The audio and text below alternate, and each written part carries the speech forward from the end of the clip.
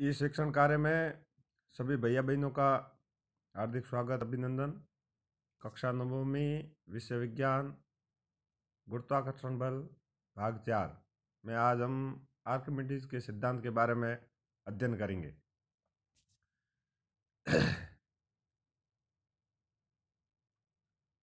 एक प्रयोग करते हैं।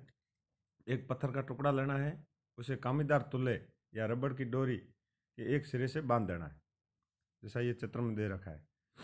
ऐसा एक पत्थर लेना और रबड़ की डोरी से बांध लेना और ऊपर कामीदार तुला लगा देना।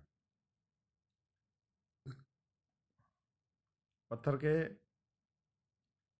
भार के कारण रबड़ की डोरी है उसकी लंबाई में वृद्धि होती है। कामीदार जो तुला होता है उसका अपन पाठ्यांक नोट कर लेते हैं। अब इस पत्थर को एक बर्तन में रख लेते हैं और पानी में धीरे धीरे डुबोते हैं।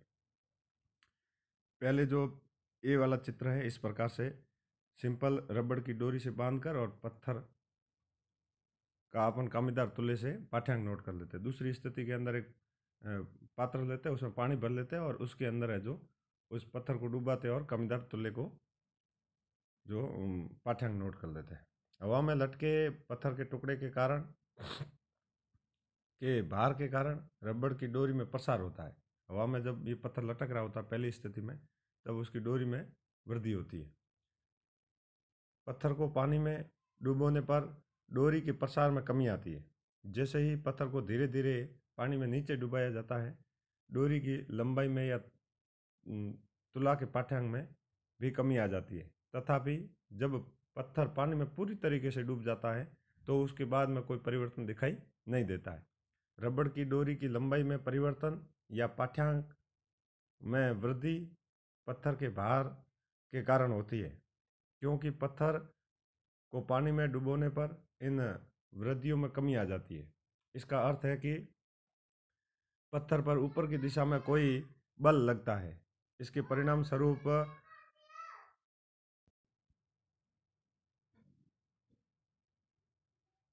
क्योंकि पत्थर को पानी में डुबोने पर इन वृद्धियों में कमी आ जाती है, इसका अर्थ है कि पत्थर पर ऊपर की दिशा में कोई बल लगता है। परिणाम स्वरूप रबड़ की डोरी पर लगने वाला नेट बल कम हो जाता है। ये कह रहा है कि जैसे अपन पानी के अंदर डुबोते हैं ना, तो पत्थर के ऊपर की ओर पानी पत्थर के ऊपर है जो बल लगा रहा है, जिसके कारण है जो रबड़ की डोरी में प्रसार में कमी आ जाती है। तो जो डोरी के ऊपर नेट बल लग रहा था वो कम हो जाता है और इसलिए लंबाई की वृद्धि में भी कमी आ जाती है। पानी द्वारा ऊपर की ओर लगाया गया बल उत्प्लावन बल कहलाता है। ये कह रहा है कि जब किसी वस्तु को किसी तरल में पूर्ण या अंश से, कोई भी वस्तु है उसको तरल के अंदर या तो पूर्ण रूप से या आंशिक रूप से डुबोया जाता है, तो वह ऊपर की दिशा में एक बल का अनुभव करती है जो वस्तु द्वारा हटाए गए तरल के भार के बराबर होती है। यानी जैसे ये पत्थर था, पत्थर जैसे पानी में डूबा तो पानी को उसने कितना हटाया, पानी को जितना हटाया इतना वह पत्थर जो है वो एक बल का अनुभव करेगा, यानी पानी उसके ऊपर बल लगाएगा। जब किसी वस्तु को किसी तरल में पूर्ण या आंशिक रूप से डुबोया जाता है तो वह ऊपर की दिशा में एक बल का अनुभव करता है जो वस्तु द्वारा हटाए गए तरल के भार के बराबर होता है। आर्किमिडीज के सिद्धांत के बहुत से अनुप्रयोग है। इसका उपयोग कहाँ होता है? तो पनडुब्बियों की डिजाइन बनाने में काम आता है। दूध मापी, दूध में किसी नमूने की शुद्धता जांच करने के लिए, दूध में पानी कितना है, मिलावट है या नहीं है, उसकी जांच करने के लिए एक लैक्टोमीटर आता है, वो भी इसी सिद्धांत के ऊपर कार्य करता है। हाइड्रोमीटर जो द्रवों के घनत्व मापने के लिए प्रयुक्त होते हैं, इस सिद्धांत पर आधारित है। अगला अपेक्षित घनत्व। अपेक्षित घनत्व क्या है? किसी वस्तु का घनत्व उसके प्रति एकांक के आयतन के द्रव्यमान होता है।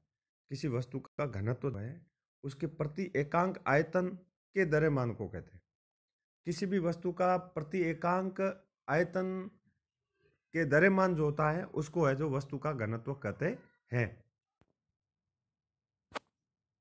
किसी वस्तु का घनत्व उसके प्रति एकांक आयतन के द्रव्यमान को कहते हैं। घनत्व का मात्रक जो होता है वह किलोग्राम प्रति घन मीटर है। विशिष्ट परिस्थितियों में किसी पदार्थ का घनत्व सदैव समान रहता है, अतः किसी पदार्थ का घनत्व उसका एक लाक्षणिक गुण है। यह भिन्न भिन्न पदार्थों का के लिए भिन्न भिन्न होता है। उदाहरण के लिए सोने का जो घनत्व है वह 19,300 किलोग्राम प्रति घन मीटर, जबकि पानी का जो है वह 1000 किलोग्राम प्रति घन मीटर है। किसी पदार्थ के नमूने का घनत्व उस पदार्थ की शुद्धता की जांच करने में सहायता करता है। प्राय किसी पदार्थ के घनत्व को पानी के घनत्व की तुलना में व्यक्त करना सुविधाजनक रहता है। ना कोई भी पदार्थ है उसका घनत्व पानी के सापेक्ष नापा जाता है। किसी पदार्थ का घनत्व उस पदार्थ का घनत्व वह पानी के घनत्व का अनुपात होता है। अर्थात अपेक्षित घनत्व यदि वस्तु का ज्ञात करना है तो किसी पदार्थ का घनत्व बटे पानी का घनत्व, क्योंकि अपेक्षित घनत्व समान राशियों का एक अनुपात है, अतः कोई मात्रक नहीं होगा। अपेक्षित घनत्व का कोई मात्रक नहीं होता है और घनत्व का मात्रक होता है किलोग्राम प्रति घन मीटर। चांदी का अपेक्षित घनत्व है 10.8 और पानी का घनत्व जो है वह 10 क्यू। तो ऐसा ही मात्रक चांदी का घनत्व क्या होगा? चांदी का घनत्व ज्ञात करना है तो चांदी का घनत्व अपेक्षित घनत्व चांदी का घनत्व बटे पानी का घनत्व। तो चांदी का घनत्व कितना था? 10.8 इंटू और पानी का घनत्व था 10 क्यू। तो ये इसका चांदी का घनत्व आ जाएगा। इस प्रकार से ये 2 प्रश्न जो है ये अपनी अभ्यास पुस्तिका के अंदर करने हैं। धन्यवाद।